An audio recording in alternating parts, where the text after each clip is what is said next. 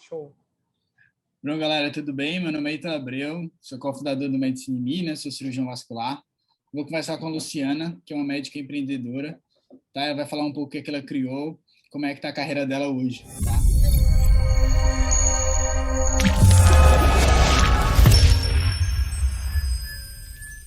Galera, tudo bem? Eu sou Luciana Lessa, eu sou cirurgiã geral de formação e há 5 anos eu abri startup de antecipação de recebíveis somente para médicos. Então, a gente tinha desde maquininha de débito e crédito a uma plataforma onde você conseguia antecipar as tuas faturas do plano de saúde. E tem 2 meses que a gente vendeu para o Grupo Afya, que é o maior grupo educacional em saúde no momento no país. E estou aqui para contar um pouquinho dessa virada de Legal. chave. Luciana, por que você escolheu medicina? Olha, a história é longa, mas assim, eu estudei numa escola militar e aí eu passei para um concurso de uma outra escola militar, que eu ia ter uma carreira militar, e aí eu desesperadamente falei que não queria ir. Aí a minha família inteira fazendo pressão, eu olhei e falei assim, cara, eu vou fazer medicina porque é coisa que é mais difícil de passar. Aí eu fiz, passei, e aí no começo logo já me encantei, aí desde o começo eu sabia que eu queria fazer uma especialidade cirúrgica. E aí fui. Mas eu tinha uma veiazinha assim já de matemática, um pouquinho mais já da área, tanto é que eu fiz área de tecnológicas no colégio. Ah, legal. E aí me formei, passei direto para a residência em cirurgia geral na Posse, e que foi o grande divisor de águas na minha vida. Quando eu passei para a residência e eu comecei a ver mesmo o que era medicina e aí eu comecei a questionar muita coisa na vida. Legal. E por que você escolheu a cirurgia geral? Eu queria ser socorrista do bombeiro. Então, eu achava que aquilo ali era assim, é o ponto onde você faz realmente a grande diferença na vida de qualquer pessoa acidentada. Então, eu queria muito, muito, muito, muito. E aí eu fui fazer cirurgia para isso, e aí você vai vendo aos pouquinhos, já aí no final. Entendi. Mas você queria fazer treinamento no mar também, essas coisas? Não, porque eu queria. Sim, não, sim. Eu queria E demais. até eu ter ido para o Exército, eu servi o Exército 2 anos como cirurgião do Exército. E aí o treinamento, eu fui pro campo, a gente fez acampamento, eu fui eleita atleta do acampamento do Exército, olha que loucura. Mas assim, era todo. Mas acho que depois você vai dando uma baixada. E aí você fala assim, pô, não dá para ele levar esse ritmo para o resto da vida, né? Tá. Legal, legal. E o que te fez sair do assistencialismo, assim, né, que você tá hoje? Então, desde o começo, eu sempre fui aquela chata, assim, do porquê. Eu acho que aquela fase dos 4 anos de idade, eu nunca saí dela. Mas por que que isso é assim? Por que que isso não pode ser diferente? Por que que isso? E aí eu sempre fui muito questionadora. E eu lembro muito que eu estava já no meu 2º ano de residência e me impactou muito um staff que eu sou apaixonada por ele até hoje, um excelente cirurgião, e ele tinha uma carga horária de trabalho, uma carga, assim, uma vida de trabalho, e eu, nessa época, eu saía de casa na segunda e só voltava sexta-noite. E aí eu olhei para ele também trabalhava para caramba, e ele deu mais ou menos uma ideia de quanto ele ganhava e o ritmo de trabalho que ele tinha. Eu falei, gente, tem alguma coisa errada. Tipo, eu achei que ele ganhasse 5 vezes, 6 vezes mais do que eu, e não era essa a diferença, sabe? Aí você falou assim, pô, será que eu vou conseguir? E na época, aquilo ali ficou na minha cabeça, matutando, matutando, matutando, que no final, tipo, isso me impactou tanto, porque eu achava ele um cirurgião muito, muito bom. E ele rodava o Rio de Janeiro inteiro, sabe? Ele estava em Nova Iguaçu, na minha residência, que eu fiz residência na Posse, aí depois ele estava em Bom Sucesso, e ele estava no consultório, e aí era rodando, rodando, rodando. E aí eu falei assim, cara, será que eu quero isso para minha vida? E aí eu comecei a observar, aquilo ali me chocou. E eu falei, gente, realmente, todo mundo construiu patrimônio, ninguém tá ganhando mal, mas assim, não é ganhar mal, é o quanto de exposição você tem a risco e o quanto você está trabalhando para manter aquilo ali. Aquilo ali me impactou de uma forma que eu terminei a residência e aí eu não fiz prova nenhuma para R3, entendeu? Porque você fala assim, cara, eu não sei se eu quero mais isso. E aí eu fui para o Exército, fiquei pensando, E aí, evolutivamente, dentro da vida, sabe, eu fui sendo puxada para o outro lado, e quando eu vi, eu já estava distante já um pouco mais do assistencialismo, já estava fazendo MBA de executivo em saúde, e aí você vai vendo, e uma coisa vai puxando a outra. A minha entrada em planos de saúde veio muito de uma ligação que eu reclamei, porque um paciente não teve um procedimento autorizado. E aí, um paciente que estava na minha clínica não teve o procedimento autorizado. E aí eu liguei, aí eu entendi um pouco do processo, aí eu chamei as secretárias da clínica, eu botei a clínica em ordem para entrar naquele processo. Aí reduziu para cacete o número de glosa dos planos de saúde. Aí o meu chefe, no momento, me chamou e falou assim, Luciano, o que você fez aqui que mudou muito o resultado tipo, perante as outras unidades? Aí eu falei o que eu tinha feito, o nível de organização, aí ele me sugeriu largar tudo para assumir, e aí eu larguei tudo para assumir, aí eu fui fazer o MBA, e aí esse MBA me levou para a operadora de saúde. Então, e a operadora de saúde, eu entendia a fundo aquele processo quando eu recebi o convite para ir para a Medicinai, que é essa startup. E eu tive a coragem de ir, né? Porque por você ir para uma startup, você receber o convite para uma startup, vários médicos recebem. O problema é você ir largar tudo que você está fazendo só para fazer aquilo. E eu acho que te dá uma visão um pouco de gestão, que eu acho que todo médico deveria fazer, mas muita gente não tem tempo de fazer isso, ou também não tem interesse. Não é uma coisa que seja natural as pessoas falarem assim, hoje eu vou aprender a gestão.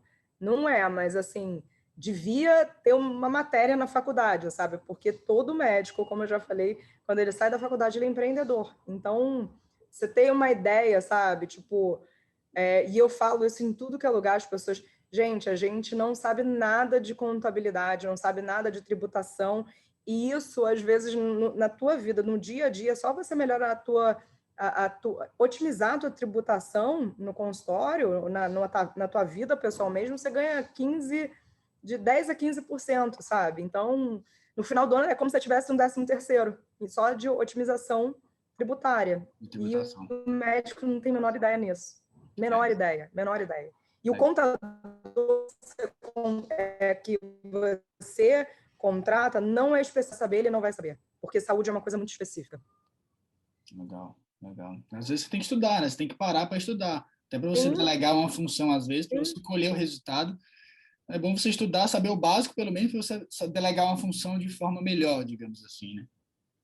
Sim, só que isso é o teu resultado financeiro no bolso, né? Tipo, e a gente delega para pessoas que eles não estão comprometidos com o nosso resultado. Ele está comprometido em ganhar o salário dele, que você está pagando lá mensalmente para ele, e acabou. Mas, assim, isso muda muito o resultado. E, Luciana, deixa eu te perguntar, como você vê o futuro da tecnologia na medicina? O que a gente quer passar aqui é que, às vezes, tem pessoas que não querem empreender, mas o médico, como você falou, é o empreendedor. Mas, às vezes, para você ir para um sistema público, para você ir trabalhar naquele hospital, para você trabalhar no SAMU, é bom você ter todo esse conhecimento, ter soft skill, né? Todo aquele conglomerado que um profissional tem que ter, que a maioria dos médicos não tem. Pode parecer pessimismo, mas não é. Hoje em dia, o médico ele é um empreendedor. Aquela galera que está pensando em passar a fazer a vida num hospital público, isso vai ser uma parcela muito pequenininha do médico. Por quê? Hoje, todo sistema público ele está sendo estruturado em cima de OSs, né? E a OS não te contrata por um longo tempo, ela não te dá uma carreira, você é só um executante. Então, você vai trabalhar no SUS, você vai prestar serviço para o SUS, mas você é um executante. Vão ser poucas as fundações que vão fazer concurso para você ter um concurso de longo termo. Hoje eu não lembro, por exemplo, na Prefeitura do Rio de Janeiro, o último concurso que tenha tido, e se tiver com um valor muito pequenininho.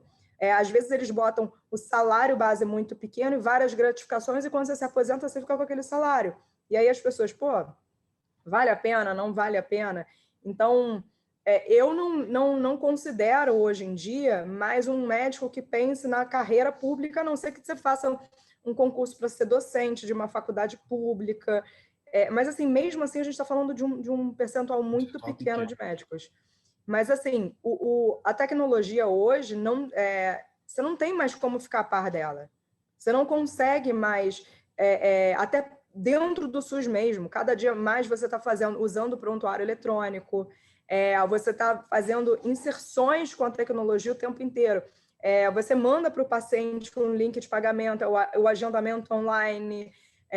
O prontuário, acredito que pelo menos em 5 anos o prontuário de papel já não tenha mais finalidade nenhuma, porque o médico que não consegue fazer isso tudo online, ele tem alguns problemas aí. Por exemplo, o médico hoje ele vai atender numa clínica, e aí toda vez que ele traz um paciente, aquele banco de dados fica para a clínica. Quando ele vai embora, ele tem acesso nenhum àquele banco de dados de paciente. Se você tem o seu próprio prontuário, ok, eu atendo aqui, mas no meu prontuário, concorda? Concordo. Ou que Entendeu? você faça o banco de dados paralelo, né? Ou que você faça um banco de dados paralelo, sem problema nenhum. O que eu só estou te falando você tem que aprender que o que mais vale hoje em dia é dado. E aí você tem que criar o teu banco de dados. E aí você tem que saber um pouquinho de tecnologia, de como você fazer esse gerenciamento de dados. Então, o médico hoje não tem como fugir a isso. E aí você vai falar um pouquinho mais de tecnologia. Ok, tem um consultório, aí você começa no agendamento, que é online, no pagamento, no gerenciamento do teu consultório, que é online, no faturamento online, no prontuário, que é online, na emissão de nota, que é online, e aí o médico está querendo dizer que não quer entrar e não quer aprender tecnologia, é um pouco retrocesso. Acredito que a geração abaixo da minha, isso já não seja nem mais discutível, porque você já aprende online algumas coisas, você procura aula extra online, você procura artigos de uma forma muito fácil, mas na minha geração, na geração superior, é impressionante como o médico ele luta ainda contra o que já existe, sabe? A gente gasta tanto neurônio para entender de fisiopatologia e não gasta neurônio nenhum para entender o que pode melhorar a nossa vida, o que pode otimizar. E pior, ainda tem medo. Ela falou assim, mas isso vai roubar os meus dados. Eu falei, meu querido, se você usa o WhatsApp, nada mais seu. Tá ali, tá lá na política de uso. Você tem Facebook, Instagram, esquece. E aí você tá pensando que o prontuário vai roubar os seus dados? Cara, assim, é um contrassenso, sabe? Tipo, e eu acho que é muito da resistência pela ignorância. Tipo, você tem medo daquilo ali, e aí você cria alguma barreira para não usar, porque você sabe que você vai ter que gastar um tempo para utilizar. Mas, assim, eu pessoalmente não vejo sentido. E sou totalmente contra essa história. A tecnologia vai roubar emprego médico. Não, a gente vai usar. Algumas especialidades vão ser remodeladas, mas, cara, não vai existir, porque médico sempre vai ser médico e o contato humano é insubstituível, sabe? A gente pode ter ferramentas diagnósticas, pode ter prontuário eletrônico, pode ter muita coisa no auxílio diagnóstico, mas o relação médico-paciente sempre vai ser a relação médico-paciente, não tem outra. O toque humano, um exame físico, você pode otimizar com uma porção de ferramenta, mas olhar e ver a olho nu, a gente ainda não tem inteligência artificial suficiente que substitua uma avaliação médica. Ainda não tem, pode ser que no futuro tenha, não estou dizendo que nada é impossível, mas pelo menos nos próximos 20 anos eu não vejo o médico sendo extinto de jeito nenhum. Também não, também concordo com você. Acho que a medicina, a tecnologia veio para agregar e não para substituir. Agora, as pessoas que não sabem agregar e não conseguir usar as ferramentas, pode ser que elas se tornem substituíveis por não saber usar a ferramenta. Acho que isso é uma possibilidade muito maior, né? E se você fosse dizer uma frase aí para a galera que está na residência, para a galera que está começando, qual o recado que você daria, assim? Mesmo para as pessoas que não, digamos assim, como a gente falou, né? As pessoas que não querem empreender, mas como elas vão se capacitar da melhor forma, né? Dentro da medicina, dentro das diversas áreas que tem da medicina, seja no assistencialismo ou não. Não, assim, escolha um nicho de coisa que você goste, mas escolha o segundo nicho de coisa que seja oposto ao que você goste. Porque a gente estuda muito, muito, muito uma coisa dentro da medicina e nunca você vai ser nunca você sabe o suficiente daquela coisa. Só que o conhecimento é aquela história, quanto mais você sabe que não sabe nada.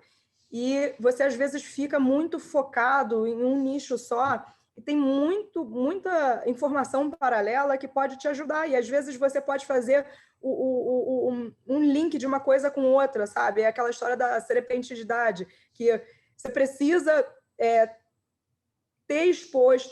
tá exposto aquilo ali para conseguir fazer os links. Mas você tem que estar exposto, você precisa olhar uma coisa diferente e falar assim, eu posso usar isso aqui nisso aqui. A gente pode fazer uma outra forma de pesquisa. Tem tanta coisa que pode melhorar a tua vida, sabe? Mas, assim, no geral, o que eu quero falar para as pessoas, assim, as certezas, elas são momentâneas, a gente muda muito as certezas ao longo da vida e a medicina está aí para provar isso. E a única incerteza a única certeza que eu tenho é que cada dia que você aprende, cada dia que você se abre para o novo, é um dia que você aprende muito mais. O dia aprender sempre a mesma linha de pensamento, a mesma orientação, não te leva a lugares muito diferentes. Então, procure aprender coisas que estão um pouco fora da fisiopatologia. Por exemplo, eu gosto de falar de medicina sem falar de fisiopatologia, porque tem muita coisa nesse meio aí sem ser diagnóstico e doença. Eu fiz uma aceleração na Visa e aí a gente tinha numa sala, entrava e tinha uma lixeira bem grande, bote as suas certezas aqui, porque é a coisa mais certa do mundo, que a gente não sabe quase nada, sabe? E se você falar em termos de doença também, são poucas as doenças que a gente tem um mapeamento completo da doença, sabe? Então tem tanta coisa para descobrir. Valeu, obrigado pelo papo. Eu acho Não, obrigada a que você.